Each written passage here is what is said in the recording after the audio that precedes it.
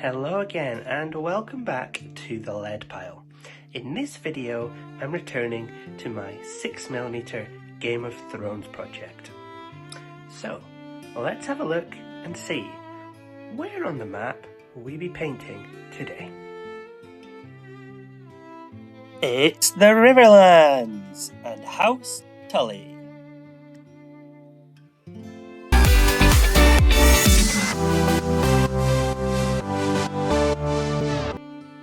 The Riverlands are located at the heart of Westeros, and they were once ruled by the River Kings.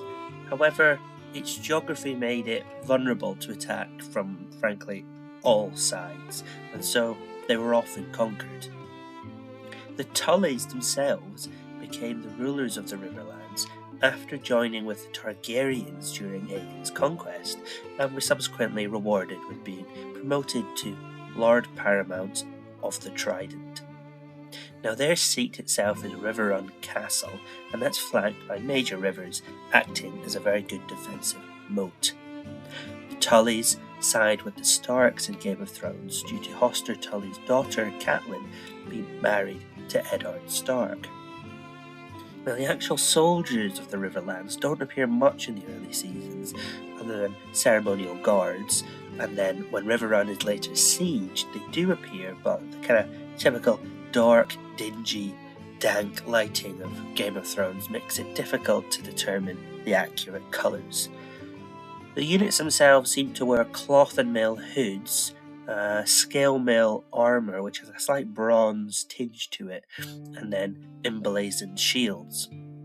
So I've chosen to go with 6mm Normans from Bacchus, and this is because I can use their mail coats as scale mail, and the long kite shields will be perfect for painting on those house colours.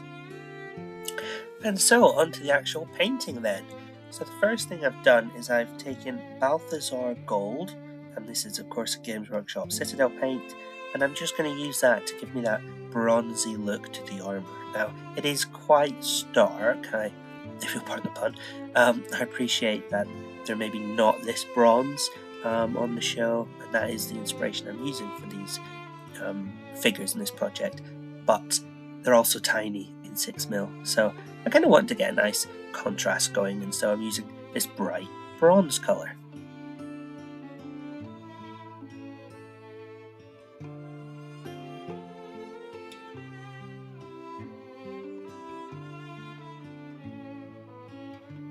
Now, something I want to say, when you're painting 6mm, don't be timid. Don't be afraid to get your brush and jab it into those hard to reach places, especially if you've painted them with a white primer.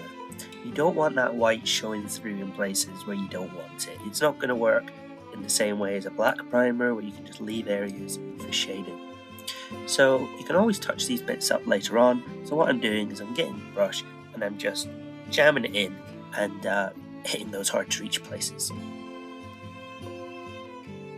Okay, so with the armour painted, I'm now taking the Crag Blue, and I'm going to use this to kind of paint their tunic and leggings, maybe their sleeves, and I'm also going to paint the shield with this as well.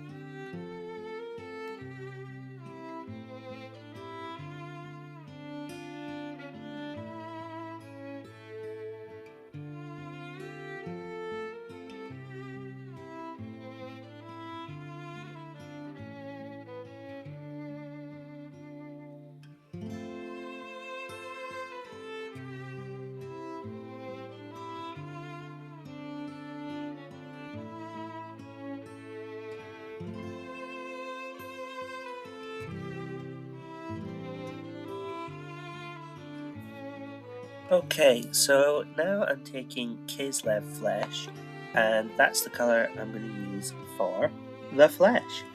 So with this, I'm now moving on to what I call blob painting. Essentially, I'm going to take a blob of paint on the end of my brush, and I'm just going to plonk it on to the face and the hands. Now you can water this down if you want slightly, get it a bit thinner. There is a lot of surprisingly good detail on the faces of these Bacchus miniatures, even though they are tiny. But of course, you are also going to have to consider that you're potentially painting, you know, hundreds and thousands of these. So you can also just do what I do, which is just blob a bit of pink on the face, really, and then on the hands as well. And it looks fine on the table.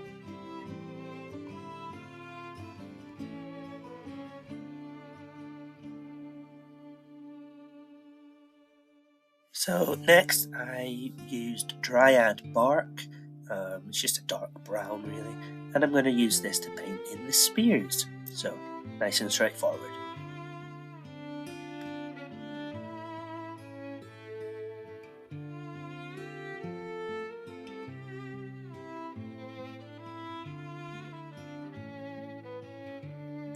Okay, after that, this is an entirely optional stage, but you might find after you've painted the faces that you've got a little bit of that creamy flesh texture on other parts of the model. So I'm just using the original bronze colour to tidy up the helmets and armour.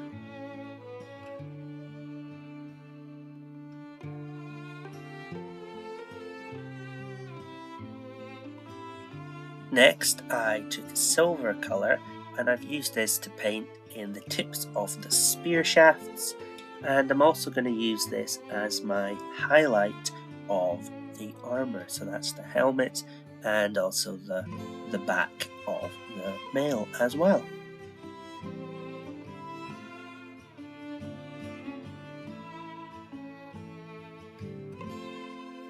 Okay, so now I got crazy and being technical, and I started a glaze.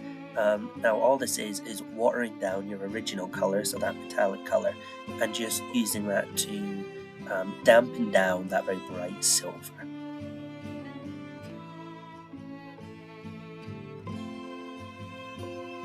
Okay, so now for some totally optional steps, which is to highlight. Because they're tiny miniatures, I think bold highlights do help them stand out. So I used Altdorf Blue, which is the kind of natural highlight progression for Macragge Blue if you were painting a 28mm model with traditional layering highlights. However, after I put this on, I realised that I didn't like it. It was far too subtle for tiny miniatures, so I gave up on that, and I've gone up a couple colours to a much brighter Calgar blue. I'm going to use this to highlight, and I'm just really picking out the edges that I painted in blue previously.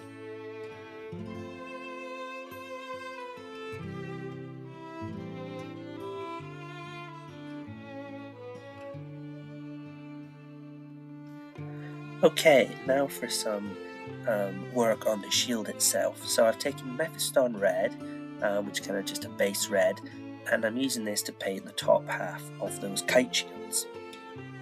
Once I've let that dry, I then just did a very easy highlight along the top edge of the shield using a brighter Evil Sun Scarlet, I believe it was.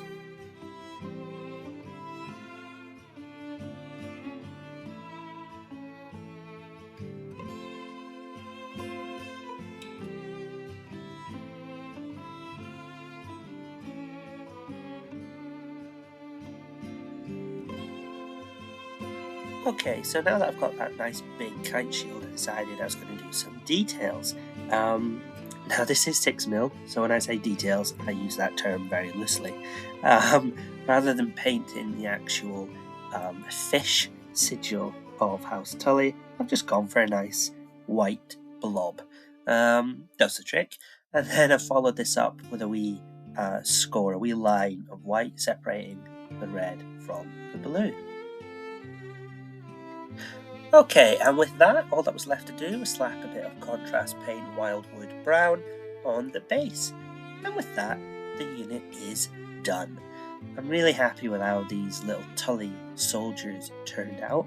I think they'll look really good in a nice big block unit of hundreds of these little guys with their very brightly blazoned shields.